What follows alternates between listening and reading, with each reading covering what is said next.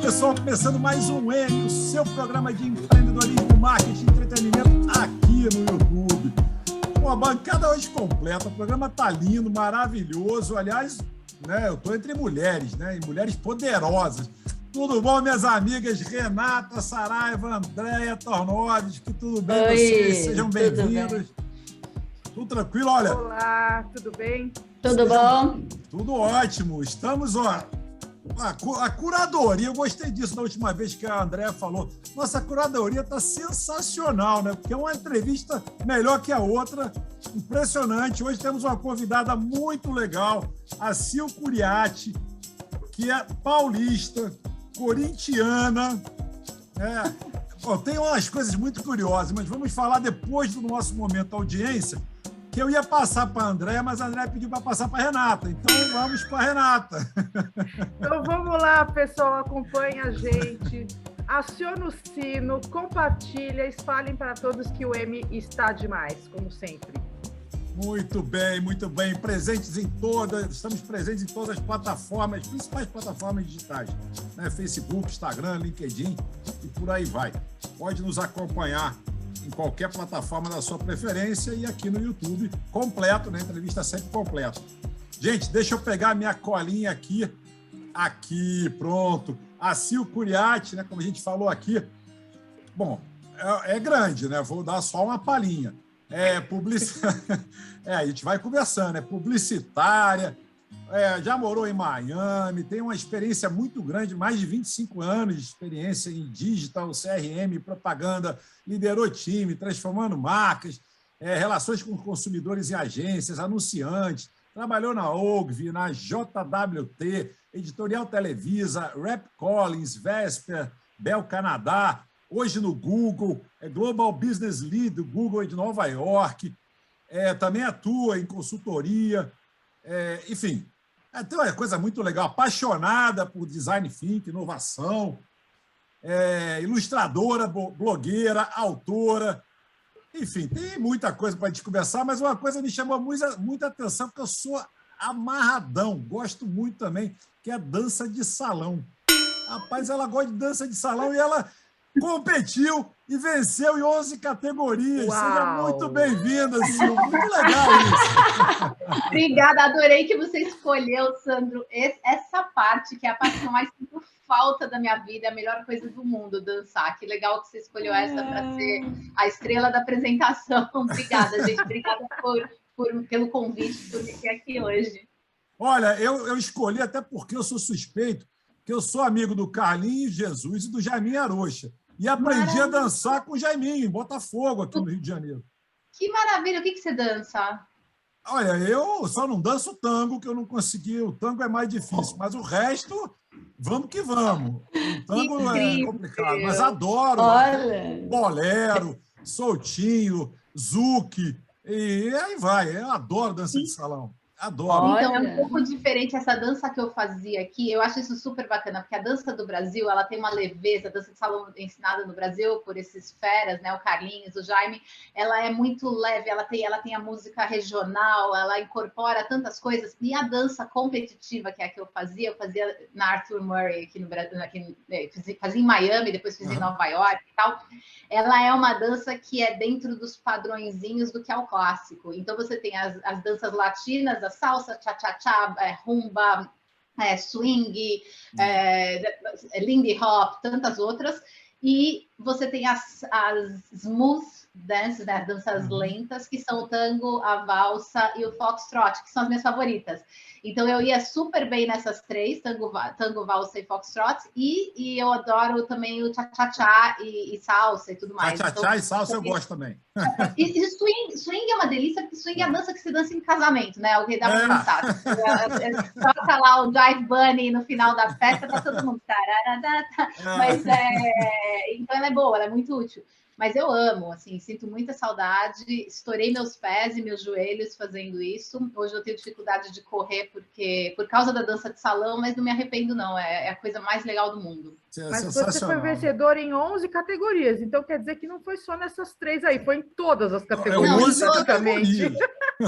Já venci muita competição. Eu treinava 6 vezes por semana, 3 horas por dia. Uau! Quando eu levava isso a sério. Meu pé vivia estourado, porque legal. na dança de salão competitiva você usa a sandália aberta e o seu dedão tem que ficar um pouquinho para fora e ela é muito molinha para você sentir o chão. Então você raspa muito o pé no chão o tempo todo, o pé mesmo, não a sandália em si. Então meu pé, a lateral do meu dedo vivia sangrando, vivia cheio de bolha, machucada, tarará, mas eu amava. Que loucura, legal. Não sabia disso. Surreal. Pronto, viu? Eu me chamou muita atenção. Quando eu li isso, eu falei, nossa senhora, vamos começar na dança de salão, porque é sensacional, né? E eu ainda vou mais além. Eu até falei já, na época, para o Jaime, para o Carlinhos, que a dança de salão ela ajuda muito a desenvolver, né, a criança, seja o menino ou a menina, a desenvolver a lateralidade, desenvolver senso espacial, respeito, né? Tem todo tanta coisa legal que devia ser até incorporada nas escolas, que é bacana, assim como, né, administração financeira, pelo menos uma coisa que para a criança crescer com determinados conceitos legais, com determinadas pegadas. A dança de salão eu sou super a favor que fosse, né, também pensado. Que ponto bom você está trazendo. Você sabe que no trabalho que eu faço, a gente vai entrar isso mais tarde, no trabalho que eu faço no Story e tal, tem muito dessa coisa da consciência corporal. A dança traz muito isso. A dança traz disciplina, a dança traz consciência corporal.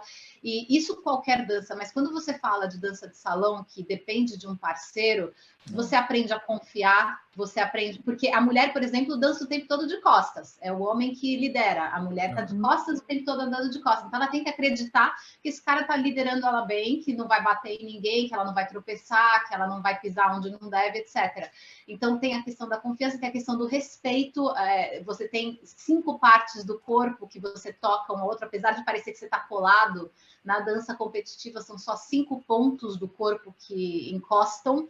E eles têm que estar encostados em algum momento e não encostados em outro. Então, tem tantas questões. E essa coisa de você ter que estar centrado, né? Muito da respiração, do que a gente faz quando faz uma yoga, uma meditação, a respiração central, encontrar o seu equilíbrio e tudo mais. Tudo isso ajuda tanto numa vida executiva, num controle de estresse, na relação com o outro. Eu acho que é um ponto excelente que você levantou. Sil, então, fala, André. Não, eu assim, queria levar eu estou impressionada, porque eu não sabia, eu conheço a Silvia há muito tempo, eu nunca soube disso. E né, até o Sandro também, né? Caixinha de surpresas você também, né, Sandro?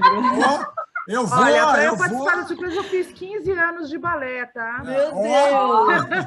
Mas, assim, é que a Silvia tem tantas coisas incríveis, assim, né? E nos últimos tempos, eu acho que ela tem focado muito os assuntos, até nas redes sociais dela, os assuntos focados em beleza, empoderamento feminino, longevidade, né? Então, eu queria explorar um pouco isso com ela agora, porque senão vai acabar o tempo e a gente vai ficar falando de buquê de flores, né? Porque ela também fazia buquê de flores. Então, ela é uma pessoa super eclética e, acima de tudo, muito criativa, né?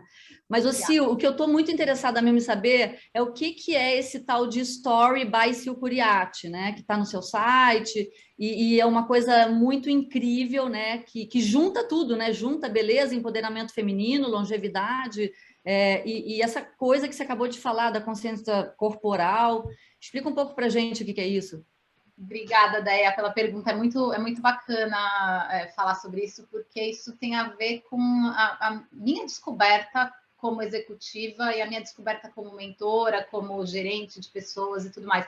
Tem uma coisa que eu adoro, é gerenciar pessoas. Então, hoje eu sou, na empresa que eu trabalho, no Google, eu sou o que a gente chama de individual contributor. Eu contribuo individualmente, eu não gerencio um time, mas eu sou mentora dentro do sistema deles. Então, muitas pessoas vêm a mim pedir mentoria sobre determinados assuntos. Dentro da minha empresa, eu estou focando em ajudar as pessoas em narrativas, storytelling, fazer apresentações executivas e tudo mais, porque é o que é pertinente ao nosso negócio ali. Então, ajudar as pessoas a falarem com C-level, para poderem fazer apresentações que são relevantes e convincentes e interessantes e tudo mais. Isso é uma experiência que eu já trago, assim, 6 anos de Google, mas meu passado e minha vida inteira eu sempre trabalhei com pessoas, ligada a pessoas que estavam interessadas em desenvolver áreas, principalmente relacionadas à criatividade e à presença. Então, um dos atributos que nós todos temos que ter quando a gente está em reunião, quando a gente está falando como um speaker num evento e tudo mais, que é uma coisa que eu faço bastante, tal, é presença. O que é presença? Não é estar lá presente, é você realmente você entrar. Eu sou pequena, eu tenho 1,64 m de altura, eu sim, uso salto e tudo mais, me arrumo, não sei o quê, mas não é isso que vai fazer as pessoas me notarem. Tem a ver com a postura. Então, de novo, a dança de salão ajuda, qualquer dança nesse sentido, ou consciência corporal ajuda nesse sentido. Então, é postura, é a maneira como você usa suas mãos, é a maneira como você gesticula, é a maneira como você olha para as pessoas. Então, todo esse coaching era uma coisa que as pessoas naturalmente pediam para mim, principalmente depois que elas viam palestras minhas e coisas que eu fazia, assim, apresentações executivas até em reuniões e tudo mais. Pô, me ajuda, me dá umas dicas, não sei o quê. Então, eu acabei aprimorando e fiz montes de cursos, a maioria aqui nos Estados Unidos, mas muitos cursos para realmente melhorar nisso. E o Story nasceu dessa história toda. Por quê? Eu comentei com vocês aqui em off, mas meus amigos sempre me falaram que eu era Forrest Gump de saias, porque eu conto muitas histórias. Eu tenho muita história para contar sobre muita coisa na minha vida. E as pessoas tendem a achar que quando a gente conta histórias, elas estão ali, uma história que aconteceu ali, a outra aqui e tal, você fica uma pessoa interessante porque você tem histórias. Tá bom, mas como essas histórias se conectam? Como que essas histórias ajudam a construir quem você é? Então, tem um ponto principal nisso, que às vezes a história é meio caótica. Então, quando o Sandro lê a minha bio, ou me apresenta, ele fala, é ilustradora, dançarina de salão, sou podcaster, sou blogueira, já escrevi em revista masculina, sou cozinheira amadora, assim, faço experimentos na cozinha. Já tive minha empresa de buquê de flores, como a Andrea falou, de noivas, de decoração de noiva, de casamento. Decoração de noiva é ótimo, decorar a noiva, decorar o casamento da noiva e decorar a noiva com o buquê, óbvio. Mas assim, foram tantas coisas e as pessoas falam, cara, e aí você é executiva da área de tecnologia ou de propaganda, como que isso se conecta? Isso se conecta em mim. Isso se conecta na pessoa que eu sou. Elas não precisam se conectar entre si. Todas elas passam por mim. E todas elas, quando passam por mim, geram um skill, geram um talento, geram uma habilidade que eu uso no meu dia a dia executivo. Então, com esse pensamento, eu criei o Story, que é ajudar as pessoas a... Eu falo, o inglês fica muito melhor, porque no português não traduz bem, mas build a story. O que é build a story? A strong é um anagrama para uma sigla. Ia até te perguntar isso, o que significa, né? Porque tem uma história aí dentro. Tem uma história. O story é strong, talented, original, remarkable, you. Então, é uma pessoa forte, talentosa, original, né? Autêntica, notável, que é você. Então, como você constrói? Por que esses pilares? Porque não é só porque forma um nome bonito, mas além de você construir uma história com isso, são pilares que são importantes para a gente entender e identificar na nossa própria história. Então, um dos pontos principais aí, no ser notável, por exemplo, é o fato da gente, no geral, principalmente mulheres, mas no geral, há um enfrentamento aí da síndrome de impostora. Então, muitas de nós, isso vai para desde públicos menos representados até mulheres que também são menos representadas em diversos aspectos, mas que a gente está ali pau a pau com os homens no sentido de tamanho de população. A gente não conta a nossa história honrando a nossa história, a gente sempre acha que é uma fraude. Então, como que eu ajudo você a superar isso? O original, né, a autenticidade, como numa era como a gente vive de redes sociais, que só acabou potencializando uma coisa que já é da natureza humana, que é a comparação, né? A gente está sempre se comparando um com o outro. Como que é você não querer ser o outro e descobrir o que tem de autêntico em você e usar isso? O talento, como que você usa esses skills, esses aprendizados para dar uma força no seu talento. E a força, obviamente, que daí tem força que é relacionada às vezes à mudança. Eu sempre brinco que as pessoas falam assim, pessoas fortes são essas que não desistem nunca. Eu não acho. Eu acho que pessoas fortes são as que assumem que tá tudo bem desistir. Porque tá tudo bem mudar de ideia, tá tudo bem abandonar o que não serve mais. Sim, sim. Então, é um trabalho bastante... Ele tem cunho psicológico, então eu fiz curso de psicologia para isso. Ele tem cunho psicológico, ele tem um cunho de coach, ele tem um cunho de mentoria. E aí tem toda uma coisa física, que daí eu trago muito no Instagram, porque o Instagram é uma revista visual, então é bem visual, né? Para mim é uma revista, eu fico virando página ali, praticamente, né? E eu gosto de beleza, eu gosto de moda e tal, e isso pode ser usado para ajudar muitas pessoas. E pode ser usado também para acalmar pessoas que acham que precisam disso. Porque tem gente que não tem esse perfil, que tem um perfil mais relax, que não quer se maquiar todo dia, não quer usar umas biju grandes, não sei o quê. E tá tudo bem. Então, eu uso isso para mostrar que as duas coisas estão bem. Mas eu mostro quem eu sou ali, né? Quanto mais autêntica a gente é, melhor. Então, é essa história e é isso que eu tenho feito toda noite da minha vida durante a semana. E estou escrevendo um livro a respeito. Ainda tem um tempo aí para sair, mas vai sair. Uma série de vídeos também, de cápsulas, assim, pílulas de conteúdo. Então, tudo isso está no forninho, trabalhando. Sim, você falou sobre o Instagram e eu estava aqui pensando, como é que você acha que é o impacto das redes sociais nessa problemática toda das pessoas e especificamente das mulheres? Porque, ao fim e ao cabo, a gente tem uma situação em que histórias são contadas em Instagrams, em momentos em que normalmente as pessoas procuram mostrar o quanto elas estão felizes, bem-sucedidas, etc, etc. Nem sempre a gente sabe se é realmente um retrato da realidade ou não. Então, acho que a pergunta é qual a influência dessa linguagem que a gente vive, e acho que depois da pandemia mais ainda, porque tudo é via redes sociais praticamente, nessa busca das pessoas, dentro do teu conceito de story, vamos chamar assim. Essa pergunta é tão boa, eu não acho que tem uma resposta correta para isso, mas eu vou dar minha opinião. A influência é enorme e é perigosa. Eu acho que a gente falou de curadoria aqui, né? O Sandro abriu falando de curadoria. É muito complicado a gente contar com, assim, a população no geral no mundo não é a maioria não é educada com conhecimento, com bagagem para discernir determinadas coisas. Então, muita gente acredita em qualquer coisa que lê, em qualquer coisa que vê. Tá aí a disseminação de fake news e como a coisa, você como jornalista, você vê isso como ninguém, o quanto você tem que gerenciar crises relacionadas a isso. Ninguém discutia isso quando não existia a mídia digital. A gente assistia coisas na TV e a gente não achava que as coisas eram reais. Mas sempre existiu gente que acreditava no que estava vendo piamente. Então, quantas vezes a Beatriz Segal foi atacada na rua porque ela matou... Ou não, desculpa, não foi. Era vilã. Quem matou o Odete Roitman? Odete Roitman. E ela era vilã. Não, a Renata Sorrah e pessoas, os atores contam essas histórias, as pessoas vinham e brigavam com eles e batiam. Jogava ovo na cara. Porque acreditava que fosse verdade aquilo. Isso tem a ver com a coisa do ser humano, da catarse, de se jogar naquilo e tudo mais. Agora, você joga isso para a rede social, onde o conteúdo não é mais centralizado, porque antes, nas mídias lineares, existe uma centralização de quem gera o conteúdo, e você consegue lidar com o problema.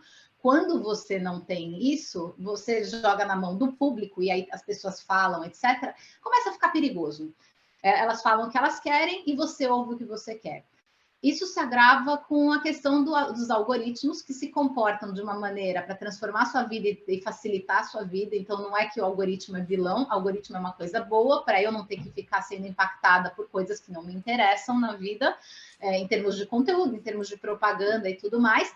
Mas isso se agrava porque se eu sou uma pessoa que volto à não educação, eu tendo a ler só aquilo que me agrada. Então, eu só vou ser impactada por aquilo que me agrada. Então, eu não desenvolvo opiniões, eu não desenvolvo o outro lado.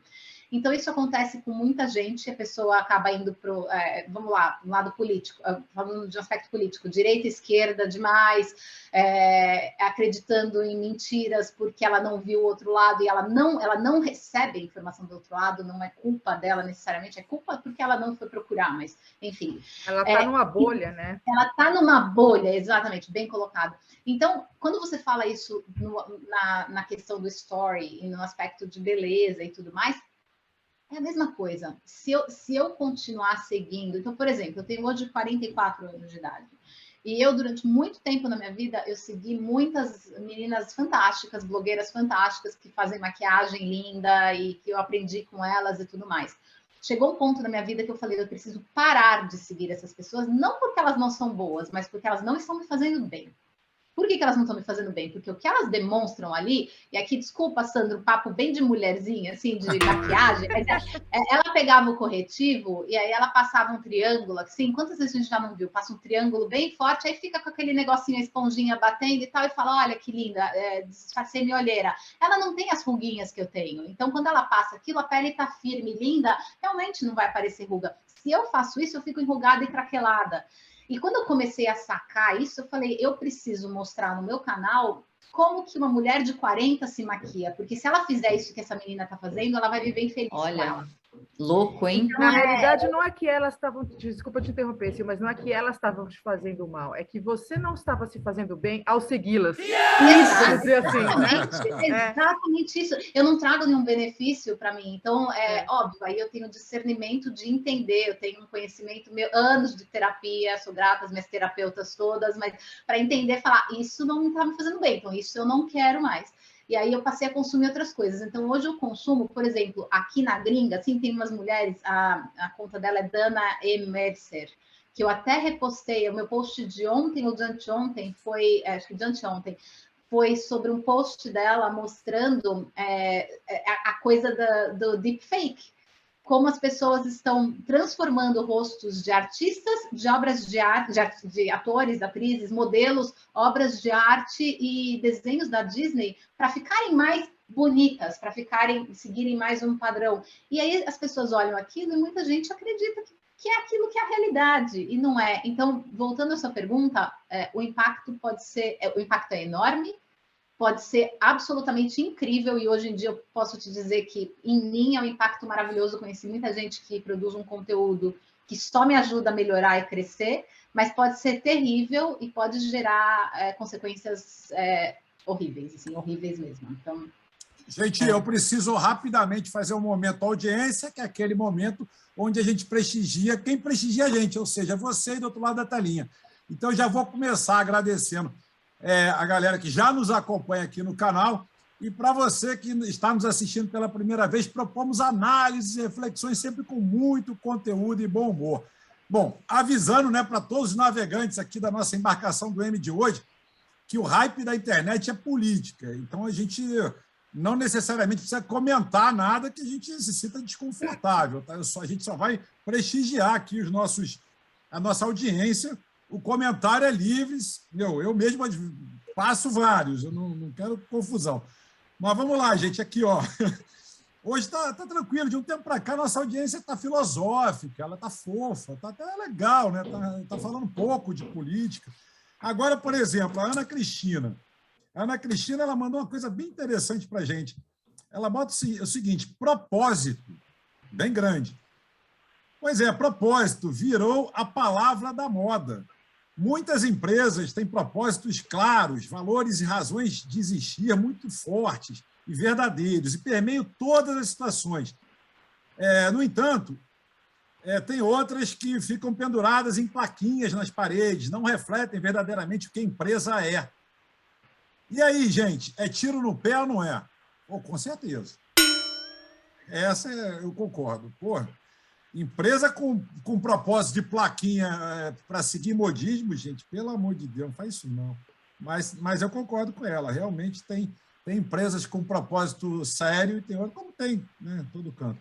Eu acho que o propósito entrar na cultura também, né? Se a cultura da empresa não responde ao propósito, aí que é o tiro no pé mesmo. Aí é um tiraço no pé, verdade. O André, ele manda aqui o seguinte: Apenas 1 em cada 5 consumidores está feliz com o uso de informações pessoais por parte de empresas. Aí ele trouxe essa informação aqui do MIT, da MIT Review. Rapaz, isso é polêmico também. A gente não está falando de política, mas os assuntos são polêmicos. Enfim, vamos lá. A gente tem uns engraçados também. Tem outro aqui mais polêmico. Ó. Nem hard, nem soft.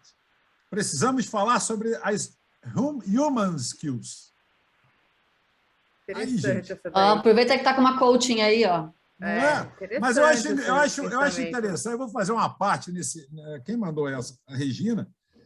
Vou fazer uma parte que é o seguinte. Gente, é tão complicado. A gente toda hora fala aqui várias entrevistas sobre hard skills, soft skills e tal. Agora querem colocar mais uma. Quer dizer, tem sempre... o meu entendimento aí foi que human skills, na verdade, são talvez seja a busca das habilidades mais humanas mesmo. Sim, mais humanas. Que podem ser um mix, skills. Que são um mix de hard e soft, na realidade. Eu acho que está mais para soft. Do caminho. Não seria mais para soft. Alguém querendo ser pai de alguma outra nomenclatura, que nem marketing. Eu acho que é marketing muito mais de conteúdo, marketing de já vi uma. Marketing disso, marketing daquilo. Eu já vi uma Human Tech. Eu já vi um curso de pós-graduação de Human Tech. Tipo técnicas de BI, de Business Intelligence, misturadas com humanas, sabe? Tipo uma faculdade disso, assim. Achei incrível. Fiquei morrendo de vontade de fazer. Fala, Sil.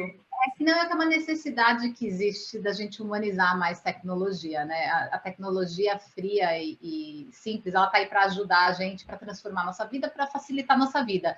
Mas se você não aprende a aplicá-la da maneira mais adequada, realmente ela fica aí perdida. Então, eu acho que até unindo um pouco esses dois últimos comentários que você fez, Sandro, acho que é André, então, e Regina, falando sobre 1 em cada 5 pessoas só que está satisfeita com o uso das informações dela por empresas.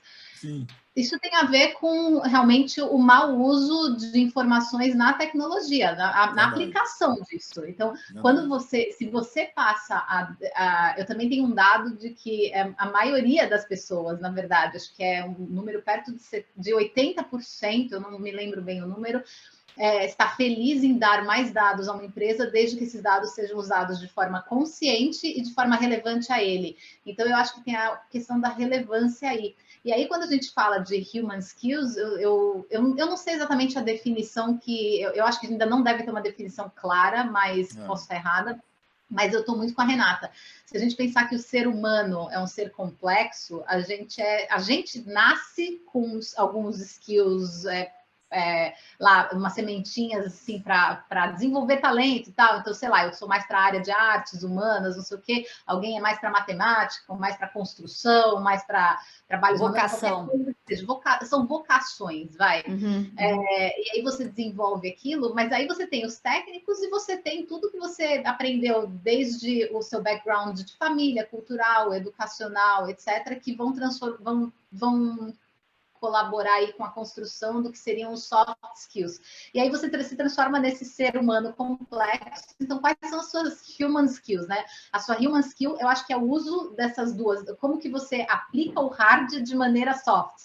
Como você pega um conhecimento, a sua hard skill e usa o seu soft skill para aplicar de maneira legal. Eu posso ser, por exemplo, ter um tremendo conhecimento de comportamento humano. Se eu for uma carrasca e não tiver nenhuma didática para apresentar e para aplicar isso, o meu hard skill não tem muito valor, a não ser talvez escrever um livro. Eu não vou cativar ninguém com isso. E vice-versa, se eu só for cativante e não tiver nenhum embasamento, então eu acho que a combinação dessas duas coisas é o que torna human, mas é um achismo aqui. Talvez o human seja mais individualizado também, né? Porque eu acho que existe uma tendência a classificar qual é a lista dos hard skills e qual é a lista dos soft skills, mas human skills, it's all about you. São infinitas as combinações. O que eu acho interessante, que eu fui para o lado de etimologia, as pessoas hoje, por exemplo, com a pandemia, na minha área de marketing, Nossa, o que criou de nomenclatura de marketing, não, a coisa é até engraçado, porque, por exemplo, marketing de crescimento, né? Growth, marketing de crescimento. Cara, qual marketing que não é de crescimento?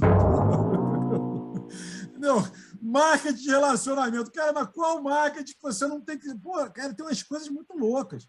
Então, assim, surgiu o Chief Revenue Officer também, né? Que você fala, tá bom, quem não está pensando em receita? Qual Chief não está pensando em receita? Por que tem que ter uma, né?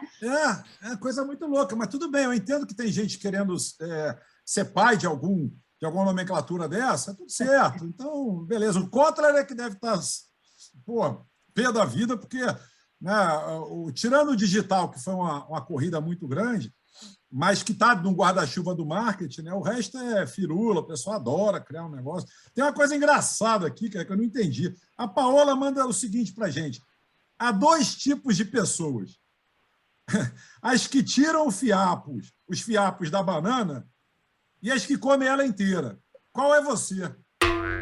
Não entendi essa pergunta, gente, mas tudo bem. Olha, eu acho que existem 2 tipos de pessoas. As pessoas que acham que existem muitas pessoas e as pessoas que acham que só tem 2 tipos de pessoas. Essa pergunta foi totalmente... Enfim, mas tudo bem. Tem uma bem legal, a Joana. Ela fala o seguinte: o tráfego orgânico só é gratuito se você considerar que seu tempo não vale nada. Essa foi show de bola. Então, concordo mesmo. Essa aí assina embaixo. Muito bacana. Bom, eu não sei, gente, se isso aqui é verdade, mas eu não apurei, foi agora em cima da hora, mas eu achei engraçado. O site é sério. A Heinz, de maionese, mostarda e tal. Ketchup. Ketchup. Ela lançou a Mayo Ruana. E aí a pessoa que mandou, o Mauro, bota assim: agora já podemos viajar na maionese, literalmente. Puta, super sacada legal, hein? Não é? Cara, eu não sei se isso é verdade, eu só sei que, eu achei engraçado. E aqui tem uma coisa também que a pessoa mandou. A nossa audiência sabe que o programa é gravado, né? Então, estamos gravando hoje aqui, e no dia 21, tem aquela brincadeira do dia 21, às 21h21, do século 21, e, enfim, aos 21 minutos, você dá 21 pulinhos e tomar 21, sei lá o quê, 21, alguma bebida. Aí a pessoa mandou isso aqui para a gente, né? E aí ele bota assim: sabe o que isso significa? Aí eu respondi, porque eu falei, não entendi tanto 21 assim. Eu falei, o que significa? Ele, não sei, mas vamos beber, o que interessa é beber. Então, eu falei, tá bom. É o Diogo. Então, eu nasci no dia 21, então isso pode querer dizer alguma coisa. Pois é. Também, nasci 21. Alguma coisa. Então, a Gol anuncia malha de carros elétricos voadores para 2025. Isso é uma notícia agora também dessa semana. Então, aí já estamos começando a entrar na era dos Jetsons, né? Que todo mundo falava, está faltando só os carros. Gente, a partir de 2025 já começa aí, já tem proposta. Foguete já tem, né? Foguete, a galera já está andando de foguete por aí. Já está andando de foguete para cima e para baixo. Então, olha, acho que a gente agradou todo mundo aqui, a audiência. Não, esse aqui eu não vou polemizar, não. A gente não precisa entrar nessa seara. Tá bom por hoje, tá legal. O pessoal está falando, o hype, como eu falei. Tem um aqui que é o Carlos, que também participa muito do programa. Ele bota aqui para a gente o seguinte: isso é verdade, tá? Isso foi checado. O universitário descobre que tem aulas online com o professor morto desde 2019. E aí ele bota assim: ensino médium. Gente, o professor morreu, as aulas são gravadas e ficou a aula do cara até hoje. Olha que situação desagradável, né? Enfim, isso é verdade, tá? Isso não é mentira, não. Isso não é fake news. Isso rolou. Só não vou falar o nome da instituição para não polemizar a situação mais, né? Não ficar chato. Mas isso é complicado. Então, aí vem aquela partezinha, acabou o momento da audiência, vem aquela parte que a gente volta, né? Para a nossa resenha. E como a gente não combina nada, Sil, a gente tem um momento aqui que a gente dá a dica de livro. Você também pode, se quiser, dar uma dica de filme, né? Eu sou Netflix maníaco, a André também é. A Renata eu não sei, eu não lembro agora. Se a Renata é meio... Mais ou menos, né? É que assim, na pandemia não tem muito como você fugir do Netflix, né? Eu passei a minha vida toda indo ao cinema todas as semanas. E, de repente, não tem mais cinema, né? Também, então, você tem que achar um refúgio. É o que temos, é o que temos. Não, Eu acho que está fraco de filme, para falar a verdade, mas eu tenho recomendação de tudo isso, Sandra. Eu posso... Opa, vamos embora! Vamos trocar. Eu Ah. tenho uma super recomendação, tá? Já que a gente estava falando dessa questão de redes sociais, de autoestima, baixa estima e problemas. No Netflix tem o Dilema das Redes Sociais, que é um documentário muito importante para todos verem, principalmente também quem tem filhos, né? Botei todos os meus filhos aqui para assistirem, para não ficarem aí encanados com bullying nas redes sociais e tal. Então, super recomendo. Netflix, o Dilema das Redes. É ótimo mesmo. Boa, boa. Bom, aproveitando que você falou Netflix, a história de um casamento. Ainda não vi, estou louca para ver. Fica uma dica aí também. E, gente, lógico, né? Não sei se vocês viram, mas provavelmente a Casa de Papel está sensacional. Pô, muito legal. Sou fãzão dessa série. Eu indico muito. Indico Ragnarok, que é uma série norueguesa, que também tem uma pegada muito interessante. Então, fica aí minhas dicas também. Sil, suas dicas. Fica à vontade, pode dar dica do que você quer. Vou falar um monte de coisa, então. Vou começar falando de livro. Eu li muitos livros técnicos ultimamente, mas eu não vou dar dica de livro técnico, não, porque eu também tirei um tempo para mim e li livros leves e romances e tudo mais, e que eu acho que a gente acaba não arranjando tempo para fazer isso, isso é muito importante. Adoro. Então, um livro que eu li, eu acho que ele é de 2013, mas ele é o primeiro livro desse autor, Frederick Backman, se eu não me engano, que chama A Man Called Ove, que nem love, mas é Ove. Eu não sei como se pronuncia, porque ele é nórdico, então eu não sei se é Ove, não sei. Mas é um livro maravilhoso. Cada capítulo te encanta, assim, loucamente. Então, esse é um. O outro é de um amigo meu, brasileiro, publicitário querido, Roger Rocha. Ele acabou de lançar o seu primeiro livro e eu tive a sorte de ler o manuscrito. O meu livro está chegando para cá, aqui ainda nos Estados Unidos. Chama Ouro de Moscou. Um livro cheio de pesquisa, história excelente. Então, vale a pena. Falando de comunismo, da Rússia, Brasil, Chile, enfim. Eu não vou ficar falando, mas é uma história muito, muito boa. Então, recomendo. E falando de telinha, eu preciso confessar que eu estou com dificuldade de achar filme bom mesmo, mas porque eu também estou evitando alguns filmes mais pesados. Eu acho que Hollywood tem umas fases, não só Hollywood, a indústria do cinema tem umas fases, então em algumas épocas é só coisa muito pesada de terror, outras é só crime, outras é só super-herói. Então tem umas fases que não necessariamente me agradam. Eu não gosto de filme de terror, por exemplo, eu sei que está cheio de filme de terror bom ultimamente, pelo menos aqui no nosso Netflix aparece.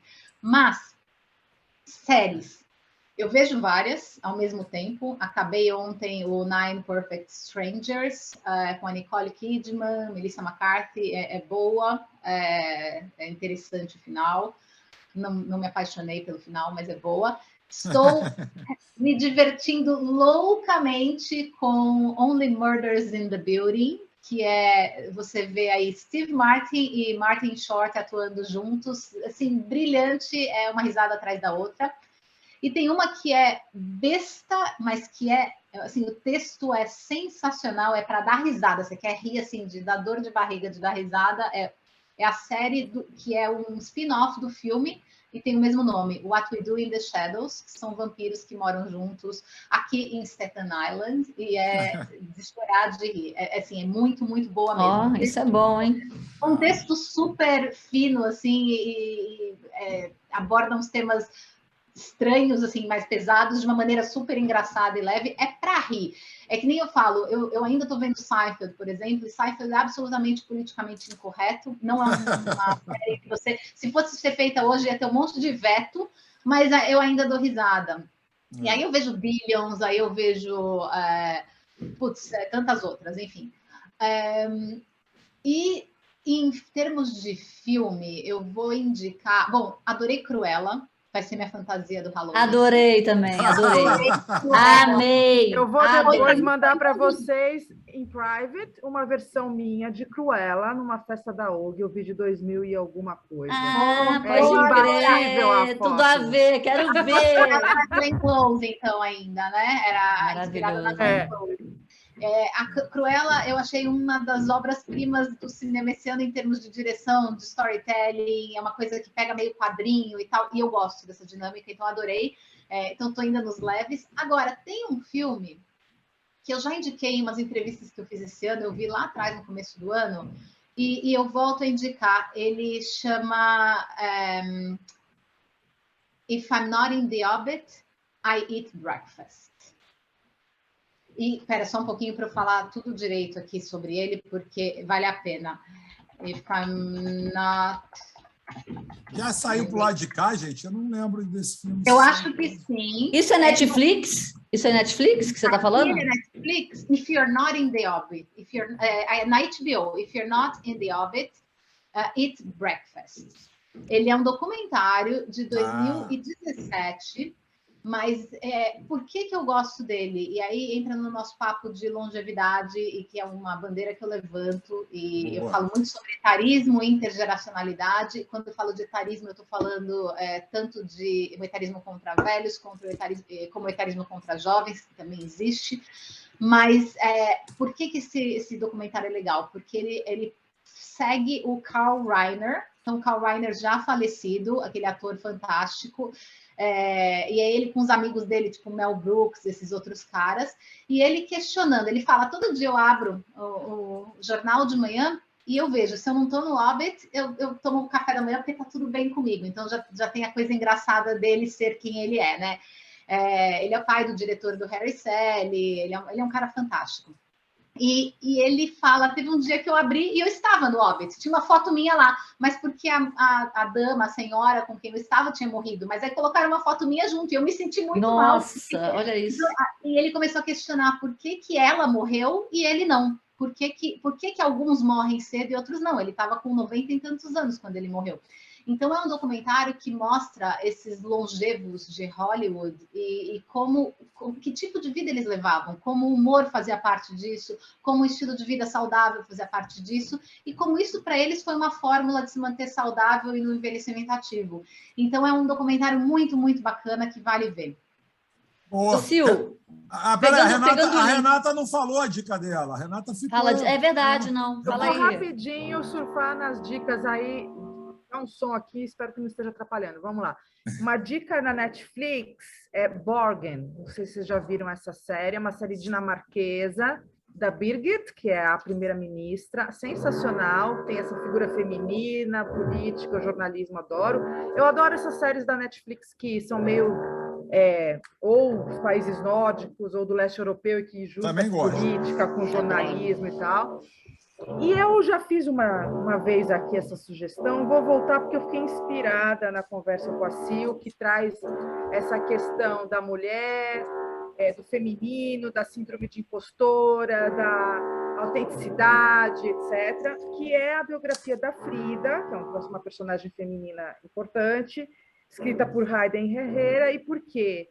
Porque, historicamente, a Frida é meio vista como num contexto de síndrome de impostora. Tipo, a Frida era a mulher do Diego Rivera, né?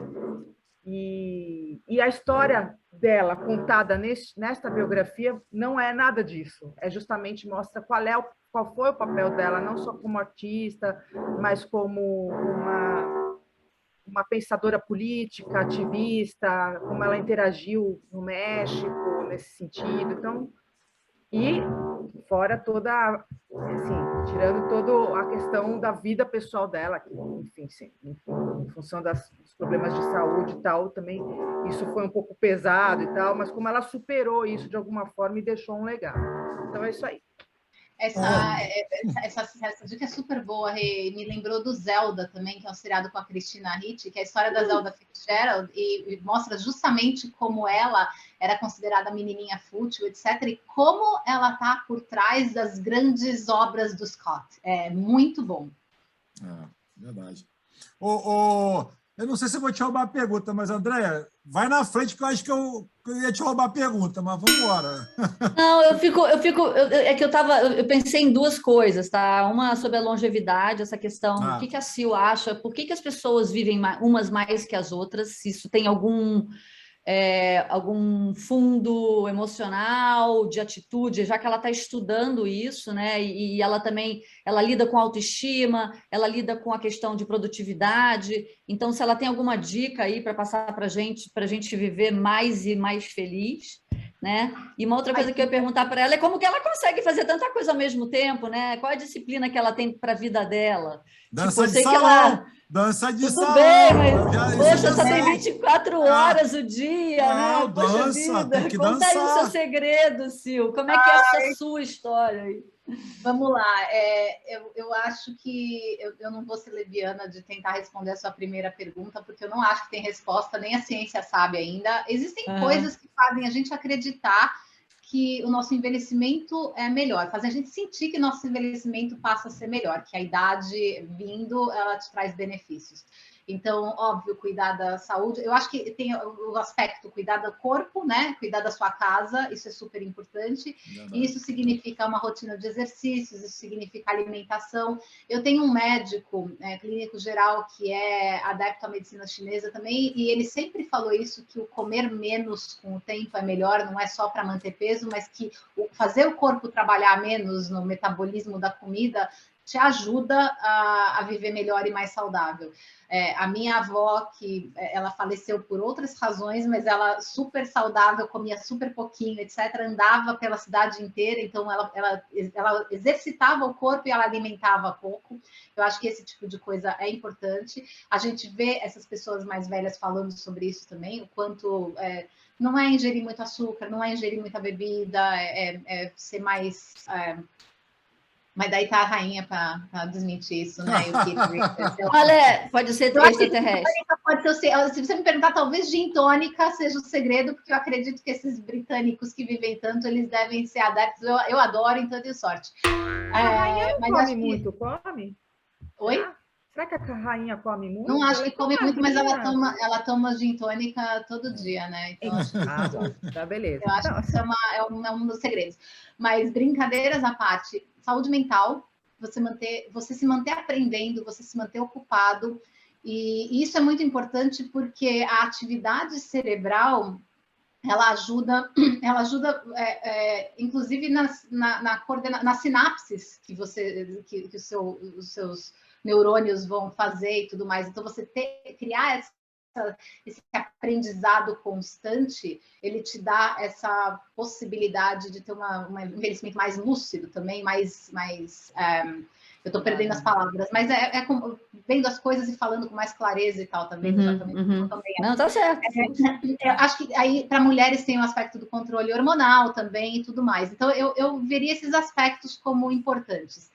A produtividade, né? O se sentir útil, e o se sentir útil não significa você trabalhar numa função aí numa empresa, não sei o quê. Você pode estar fazendo um trabalho voluntário, você pode simplesmente cozinhar para sua família. Isso é ser útil. Então, a utilidade também é muito importante. Agora, tem uma coisa que eu acho interessante, que eu sou uma pessoa super adepta a suplementos e vitaminas, e homeopatia e tudo mais, muito mais do que remédios em si. O WHO, né, a World Health Organization, que é o CDC, eles estão querendo, já foi aprovada, eu acho, a lei, que vai passar a tratar o envelhecimento como uma doença. Eu vou falar uma coisa polêmica aqui. É verdade. Eu me meti numa briga com um monte de gente no Instagram, porque eu defendi isso. E no Brasil, o jeito que foi traduzido foi que o WHO vai dizer que velho é doença, que ser velho é ser doente. Não é isso. Envelhecimento é um processo.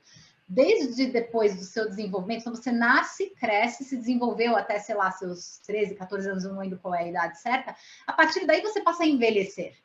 Se você entende o processo como doença, aí você pode dizer que alguém morreu de velho lá na frente. Um monte de gente fala, morreu do quê? Morreu de velhice, morreu velhinho.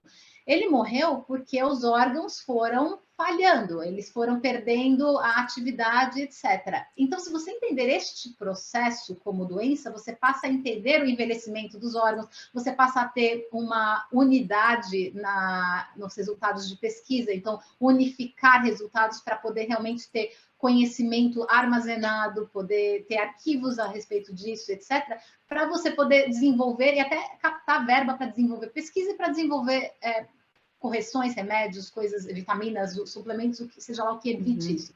E não é para evitar envelhecer, porque envelhecer é parte da vida e você vai morrer um dia. Mas eles acreditam que fazendo isso, eles podem acrescentar 20 anos numa expectativa de vida que já está em torno de 90 anos em vários países desenvolvidos, óbvio. Então, eu sou a favor disso, porque eu li os papers e eu entendo da onde eles estão vindo e por quê. Agora, no Brasil foi falado, porque daí velho é doença, então vai ter mais discriminação, porque plano de saúde, porque não sei o quê. Desculpa, aí é você querer tentar consertar uma coisa ruim com uma pior, porque aí, o que não funciona é o plano de saúde. Aí, por isso, eu, em vez de consertar o plano de saúde, eu vou não aceitar que uma coisa boa pode acontecer, que é entender o processo de envelhecimento. Então, tá errado, né? Você não corrige um assalto colocando a arma na mão de quem está sendo assaltado para matar o outro. Você corrige o cara que está assaltando e não quer que aquilo mais aconteça. Então, eu acho que existe uma história aí que pode ser interessante para responder a sua pergunta e que a gente pode... Muito legal.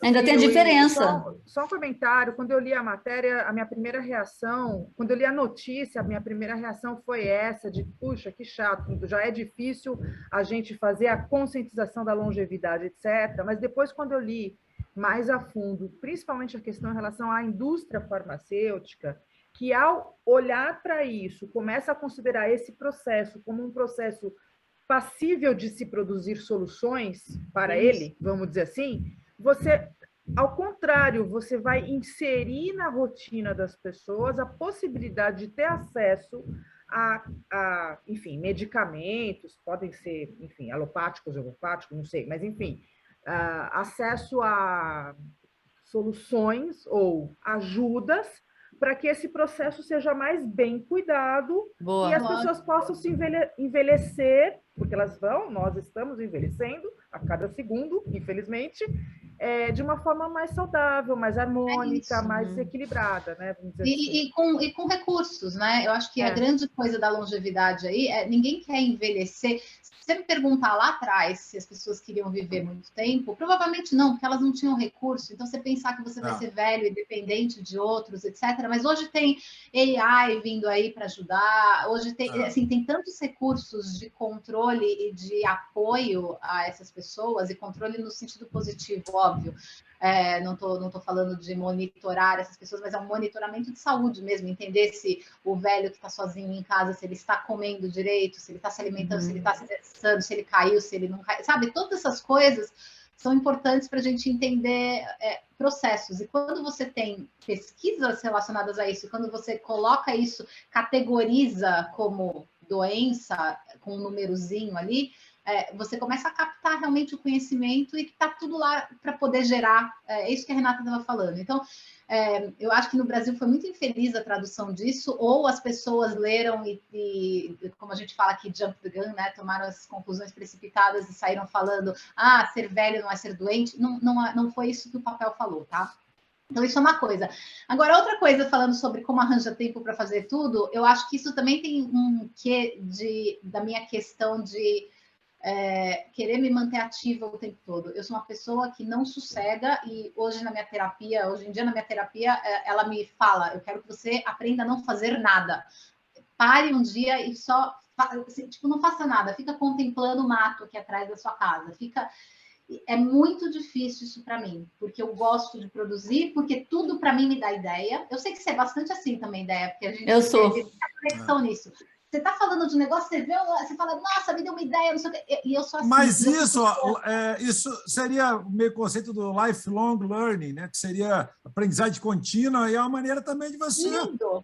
Não é? É lindo, mas cansa, Sandro, cansa, mas é legal. Eu gosto. Olha, eu tenho uma... É legal. Acho que tem uma expressão que pode ajudar aí, que eu adoro, e eu exercito muito, porque eu também tenho essas conexões e tal, A Renata também assim. acontecendo e tal, mas eu adoro o ócio criativo, gente. Adoro. Você está certa, é muito então, bom. Eu me dou muitos momentos de ócio criativo, às vezes diariamente. Nossa, que lindo. Quando eu posso, diariamente, eu tenho um tempo que nada. Você não passou nada e eu adoro contemplar, nem que seja aqui, eu moro no 3º andar, só dá para ver um pouquinho ali umas árvores, mas é o suficiente, entendeu? É bacana. Eu fiquei com a dúvida aqui, é o seguinte, que você... Aí, eu até perdi aqui minha cola, achei. Tá aqui. É que você ajuda, né, as pessoas a conquistar posições de liderança, né, melhorar suas histórias, maneira de se apresentar e tal. Você acha que o mercado, por exemplo, na minha área de comunicação e marketing, eu já não vejo isso tanto, mas você acha que o mercado ainda é muito machista, ainda é muito dos homens, aquela coisa para ser C-level, né, CEO, a decisão ainda está na mão muito dos homens? Eu já adiantei que eu acho que na minha área já mudou bastante, inclusive na minha agência 90% são mulheres e eu Maravilha. adoro. Eu concordo muito com você dizer que está mudando, que eu não acho que já mudou completamente, eu acho que está mudando. Tá mudando. Hoje a gente vê muita mulher no C-level, sim, não o suficiente. Eu acho que tem um aspecto aí, que é uma questão que eu sou contra, que é a questão de cota. Eu entendo que cota seja uma coisa que às vezes é necessária. Sabe quando a gente precisa provocar uma mudança, a gente gera uma regra para seguir essa regra, para a mudança começar a ser provocada, e aí depois você larga a mão dela. Eu acho que a gente ainda está numa fase que é quase uma fase de cota. É assim, pega mal para uma empresa desse tamanho não ter mulher na liderança, então vamos colocar uma aí, vamos promover a fulana. E não de uma crença real e de um reconhecimento real do trabalho dessa mulher, do legado dela e de quanto ela contribui. Então, eu acho, por isso a questão das histórias, Sandro, porque eu acho que existe um aspecto, e eu já fiz muito coach com homens sobre isso. Homem líder me pedindo ajuda para entender histórias de mulheres e como ele ajudar, na questão do allyship, né, do suporte, do apoio a essas mulheres, ser o aliado delas. Então, eu acho que, no fundo, se você não sabe, se você como homem líder não sabe ouvir as suas mulheres, não sabe prestar atenção na história delas, etc., não sabe conversar, então muitos homens falam, sei lá, a mulher ficou grávida, então eu fico inseguro de deixar ela na liderança, porque, poxa, ela vai ter outra prioridade, e durante um tempo vai ter a licença maternidade, e aí a mulher se sente culpada, e ela volta antes da licença maternidade, durante a licença maternidade ela fica no telefone porque ela não quer perder a vaga dela, ninguém está fazendo o seu trabalho direito aí. Verdade. E é uma coisa de... Aí a gente entra naquela pergunta que foi feita lá atrás, ou no comentário que foi feito lá atrás, sobre propósito e sobre cultura. Porque uma coisa é você ter esse propósito e essa coisa pregada, o seu valor pregado na parede, e outra é a cultura da empresa realmente semear e estimular que isso aconteça. Então, quando eu ajudo mulheres na liderança e pessoas em geral a obterem cargos de liderança, mas eu gosto muito, em particular, de ajudar mulheres, de ajudar negros, aqui são os afro-americanos, né, que a gente fala afrodescendant, eu gosto muito de ajudar os asiáticos, todo mundo que passa por algum tipo de preconceito, LGBTQIA+, todas essas comunidades, todas essas pessoas passam por problemas, e as histórias delas são recheadas de pontos e obstáculos culturais, raciais, de orientação sexual, de maternidade e relevância no mercado, e fiquei anos fora porque virei mãe, dona de casa. Todas essas histórias têm isso, só que tudo isso ensina alguma coisa. Você pega uma pessoa que sofreu, eu tenho uma pessoa que eu tratei, a modo de dizer, com quem eu trabalhei, que era uma pessoa que sofria por ser da comunidade LGBTQ, por ser uma pessoa de cor, e nunca chegava num cargo de liderança, mas muito porque ela se acuava e tinha medo das recepções, de como ela seria recebida, de como a história dela seria ouvida, uma história sofrida, uma história triste. Então, ajudar na melhora da autoestima, mas aí fazendo um paralelo, a empresa que essa pessoa estava é uma empresa que contribui para que ela seja, para que ela cresça. Não é toda empresa. Então, quando a empresa contribui, eu trabalhar só com essa pessoa ajuda. Quando a empresa não contribui, precisa de um trabalho na empresa também, ou eu preciso deixar essa pessoa muito preparada para ela trazer e levantar a bandeira. Porque se não é levantada a bandeira, não vai acontecer. Então, sim. Ou para ela escolher outra empresa também, né? É isso que eu ia falar. Fazer o movimento. Fazer o movimento. Então, eu acho que está mudando, mas eu não acho que é ideal ainda. E tem um outro aspecto, aí a gente falou de longevidade, idadismo, etc. Aqui nos Estados Unidos, o mercado publicitário, eu fui em alguns eventos publicitários em Nova York, e eu fico muito impressionada positivamente com a quantidade de cabeça branca que tem no evento.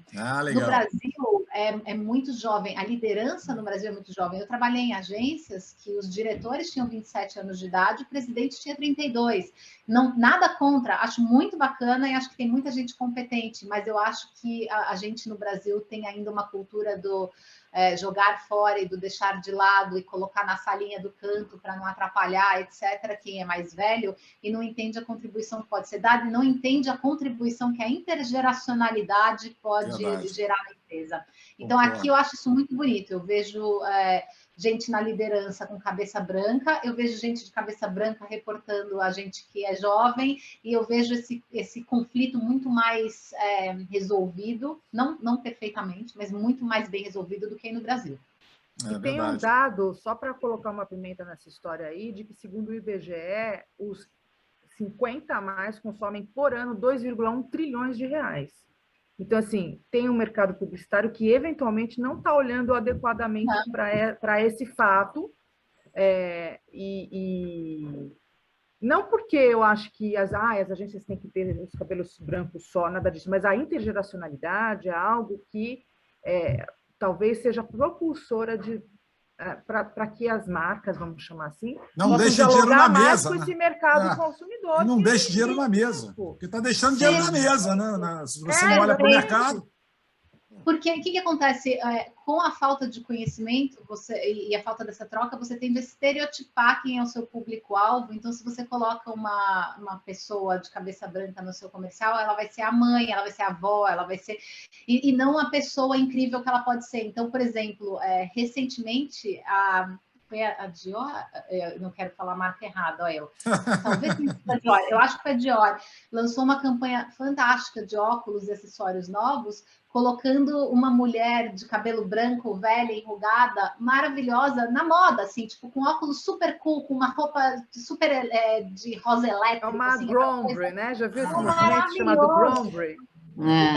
Eu acho isso fantástico. Uma Iris Apfel, essas pessoas que... A Maya Musk, né, a mãe do Elon Musk, são mulheres que estão aí representando, a Sharon Stone também. Então, se você não tem a representação dessas mulheres e dos homens também, numa posição de consumidor normal, de gente cool, que quer o produto, a quantidade de gente de gente acima de 60 que faz viagens de aventura é enorme. Só que o leigo vai oferecer para esse cara um resort. Ele não quer, ele quer andar de bike, ele quer fazer um hiking. Então, é esse estereótipo que a gente tem que se livrar. E isso você só consegue com representatividade. Verdade. Ô, gente, eu tenho uma notícia para dar para vocês, que o programa está começando a chegar, né? Está batendo já na nossa resenha boa, passa rápido, né? Eu sempre falo isso. Resenha boa é muito rápido. O pessoal fala, uma hora é assim, ó. Como foi? Passa rapidinho. Muito rápido. Eu falo pra caramba, cara. Nada, mas tem muita coisa. Eu falei para vocês, antes da gente começar, que a gente não combina nada, mas tem roteiro. Eu tenho pergunta aberta, mas a gente tem que deixar... Opa, telefone tocando, não. Sugiro uma edição 2 com a Sil. Tem que fazer. Está ligando com pergunta, Sandra? Oi? Estão te ligando com pergunta já? Pedindo para você voltar, inclusive. Atende o público. Não, estão pedindo para você voltar. Anota aí. Já fica o convite, inclusive, para você voltar, porque tem muito papo e é sempre bom deixar o gostinho de quero mais. E eu queria dizer duas coisas antes de passar a palavra para as minhas amigas de bancada nas considerações finais, deixando, né, nossa convidada encerrar num grande finale. Eu queria dizer duas coisas. Uma é que eu esqueci, nosso amigo de bancada aqui do M, de recomendar o livro dele, né? Que está até na minha mão aqui, que é o Startup Pós-Digital, um best-seller na Amazon. do Davi. Davi de Portugal. De Portugal. Startup pós-digital, como a cabala, a física quântica e o Vale do Silício podem transformar o seu propósito em sua startup. É um livro muito legal. Quero ler. Davi, adorei. Recomendo, é muito bacana, então já está aqui. E a outra mensagem que eu queria deixar é que estamos já com a campanha, eu vou dar um spoiler rapidinho, que eu não posso falar muito, mas temos um nome provisório, que é uma campanha focada em arrecadação e doação de cestas básicas, uma campanha que a gente já vem fazendo, já vem bolando essa campanha há algum tempo, e agora nasceu um nome provisório, mas que eu achei bem interessante, até vou botar para vocês, se vocês quiserem darem sugestões, chama-se provisoriamente Patrocinadores da Felicidade, ou seja um patrocinador também da felicidade, né? Ajude um pouquinho, acho que se todo mundo patrocinar um pouquinho, e não tem dinheiro envolvido, é só doações de cestas básicas. Então, nos próximos programas, segue mais informações aí, que a gente está acabando de formatar esse projeto, que é um projeto, inclusive, que a gente nós não vamos, a logo, tudo isso, a gente não vai, como é que se fala? INPI, esqueci o nome agora. Não vai registrar. Registrar, que é para poder copiar mesmo, que todo mundo copie, que a ideia tem que ser copiada, então a gente não vai registrar nada, é só para, de fato, a gente dar um start aí com essa pegada. Bom, minha amiga Renata Saraiva, diretamente de São Paulo, a cidade da garoa, terra da garoa. Com você, vamos às nossas considerações finais. Eu vou ser simples, foi uma conversa inspiradora. Para mim, isso resume a nossa conversa. Obrigada, Sil, pelo teu tempo, pelo teu brilho e pela tua disponibilidade. Boa! Andréia Tornovski, minha conterrânea aqui do Rio, também em São Paulo, né? Flamenguista, minha conterrânea, e bem paulista também, né?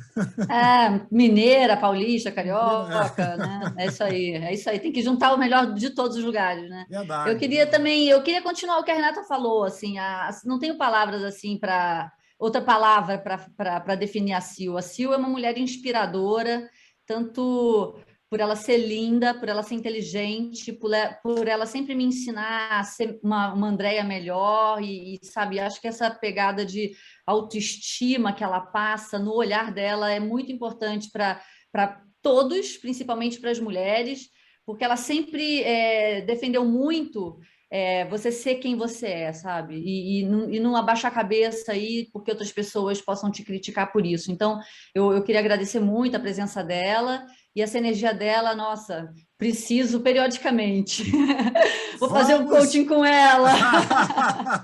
Vamos aproveitar essa energia dela outras vezes aqui. Fica o convite no ar. E, Sil, eu também agradeço a sua presença, em nome até de todos os que não estão aqui, que gostariam de estar também, porque a bancada, somos 8 no total, e aí seria muita gente aqui, ia ser uma confusão danada.